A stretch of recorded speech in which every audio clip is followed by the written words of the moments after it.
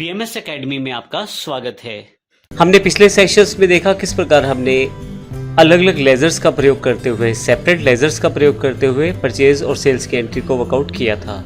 इस सेशन में हम एक इम्पोर्टेंट टॉपिक जो कि जीएसटी में है और अभी इम्प्लीमेंट हुआ है टैक्सेशन में, रिवर्स चार्ज मैकेनिज्म के बारे में जानकारी लेंगे। सबसे पहले बात करते हैं यह रिवर्स चार्ज मैकेनिज्म क्या है और क्यों अप्लाई होता है। जब भी एक रजिस्टर्ड डीलर किसी अनरजिस्टर्ड डीलर से कोई गुड्स या सर्विसेज परचेज करेगा तो ऐसे केस में हो सकता है कि अनरजिस्टर्ड डीलर उसे बिल ना दे पाए, और यदि अगर बिल दे तो वह बिल जो हो वो जीएसटी के टैक्स के साथ ना हो। ऐसे केस में रजिस्टर्ड डीलर की यह लायबिलिटी बन जाती है कि वह जो उसने परचेज किया है उस पे जो टैक्स बनता है वह खुद जमा करवाए अनरजिस्टर्ड डीलर के बेस पे। अर्थात ये रजिस्टर्ड डीलर की एक तरह से रिस्पॉन्सिबिलिटी बन जाएगी कि जो परचेज उसने किया है उस पे जो जीएसटी बैठता है वह जीएसटी वह अपने पास से जमा करवाए एज अ रिसिपिएंट लायबिलिटी, और साथ ही इसके लिए वह इनपुट टैक्स क्रेडिट भी प्राप्त कर सकता है। तो इसी प्रोसेस को रिवर्स चार्ज मैकेनिज्म कहा जाता है। जब आप कोई ऐसे डीलर से परचेज करते हैं जो आपको बिल नहीं दे पा रहा, कोई छोटा दुकानदार है या कोई ऐसा डीलर है जो आपको बिल नहीं दे पाएगा और साथ में या उसके पास जीएसटी नंबर नहीं है अभी, तो ऐसे केस में आपने अगर कुछ परचेज़ किया है तो यह आपकी रिस्पॉन्सिबिलिटी बन जाती है उस परचेज़ पे दिए जाने वाले जीएसटी टैक्स को आप जमा करवाएं उस अनरजिस्टर्ड डीलर के बिहाफ पे। ऐसे केस में हम इसे रिवर्स चार्ज मैकेनिज्म कहते हैं। इसमें रजिस्टर्ड डीलर को पूरा इनपुट क्रेडिट मिलता है जो उसने टैक्स पे किया है परचेज़ पे, क्योंकि उसने खुद अपनी जेब से ही उसने गवर्नमेंट को जमा करवा दिया है, तो जो जमा करवाया गया टैक्स है उसका वो इनपुट टैक्स क्रेडिट ले सकता है। इसको हम पूरा पॉइंट बाय पॉइंट क्लियर करेंगे पूरे के पूरे रिवर्स चार्ज मैकेनिज्म को। तो ये देखते हैं एग्जैक्टली रिवर्स चार्ज मैकेनिज्म है क्या जीएसटी के अंदर। बिल्कुल एक नया रूल है, इम्प्लीमेंट किया गया है जीएसटी में इसे। जब भी हम किसी अनरजिस्टर्ड डीलर से परचेज करेंगे और उसके पास जीएसटी नंबर नहीं है तो ऐसे केस में हमारी ही लायबिलिटी हो जाएगी जो हमने परचेज किया है उस पे जीएसटी टैक्स को देना। तो इस पे जो हमने टैक्स पे किया है उस टैक्स की हम इनपुट टैक्स क्रेडिट ले सकते हैं। अब इसी को हम रिवर्स चार्ज मैकेनिज्म कहते हैं। अब हम ये भी कह सकते हैं कि वो व्यक्ति या वो संस्था जो गुड्स या सर्विसेज को प्राप्त कर रही है उसी को ही रिवर्स चार्ज के अंतर्गत टैक्स पे करना है।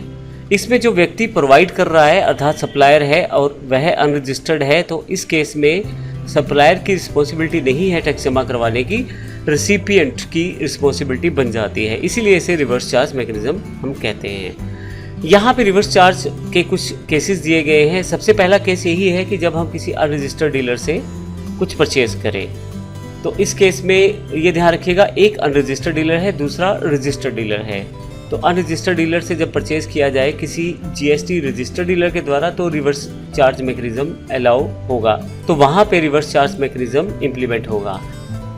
इसी तरह से ई कॉमर्स ऑपरेटर की भी यही रिस्पॉन्सिबिलिटी रहती है। वह ई कॉमर्स ऑपरेटर का जो प्रोसेस है वो भी रिवर्स चार्ज मैकेनिज्म के अंडर आता है।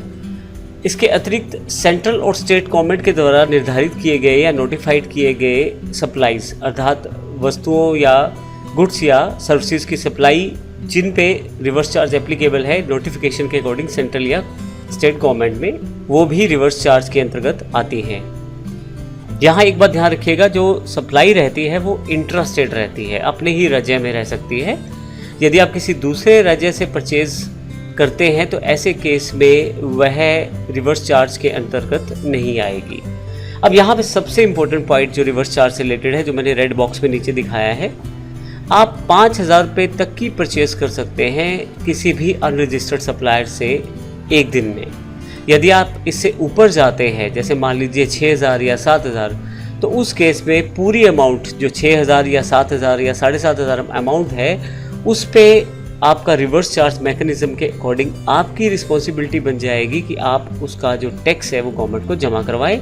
आप इसका इनपुट टैक्स क्रेडिट भी ले सकते हैं। अब हम जानते हैं रिवर्स चार्ज इम्प्लीमेंट कब होता है। इसके साथ सप्लाई जुड़ी हुई है गुड्स या सर्विसेज की।